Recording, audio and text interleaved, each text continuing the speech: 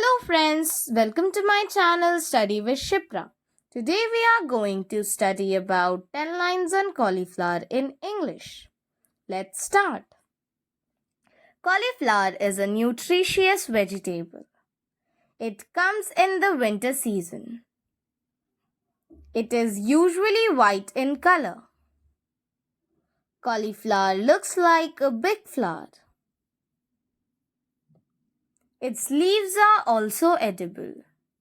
The green cauliflower is called broccoli. China is the largest producer of cauliflower in the world. Cauliflower can be eaten roasted, fried, grilled, boiled, steamed, pickled, or raw. It is a good source of vitamins and minerals. Cauliflower is very beneficial for our health. Thanks for watching.